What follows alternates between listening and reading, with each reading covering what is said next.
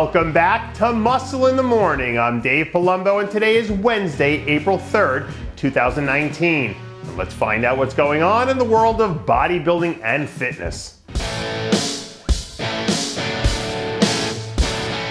Ladies and gentlemen, welcome back to another edition of RxMuscle.com's world-famous Recap Wednesday. Last weekend was the busiest two-day stretch of the season so far, so without any further ado, let's get today's show started by jumping right into the action from the IFBB Indy Pro, which turned out to be better than advertised. Just like we predicted right here last week, bringing home the top spot in the men's open was the King Snake Steve KUCLO, who turned in one of the best efforts of his career to score the victory over a stellar Akeem Williams. Over on the 212 side, we had a really interesting mix of athletes jockeying for position.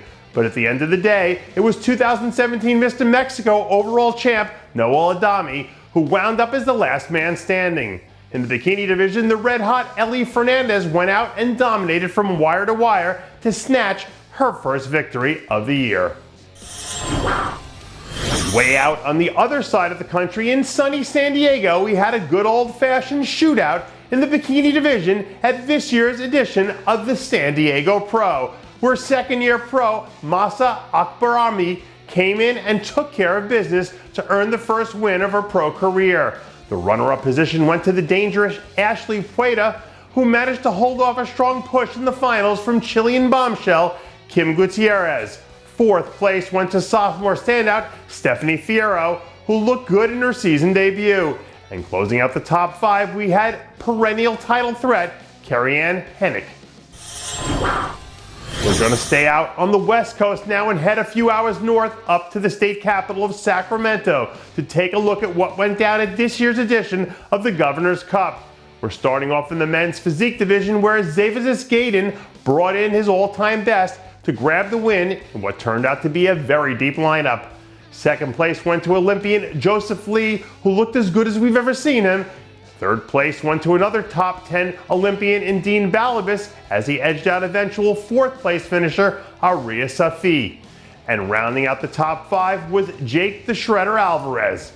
On the bikini side of things, a flawless Camille Perriat soared to a well-deserved win. Second place finisher Jasmine Gonzalez brought in her all-time best as she held off a strong push from the dangerous Chris Pajares. Fourth place went to Jordan Lee, and closing out an absolutely loaded top five was Brina Martinez. It's been a pretty interesting year so far in the men's physique division, but now that Audry Benson is about to throw his cards into the mix, things are really about to kick up another level.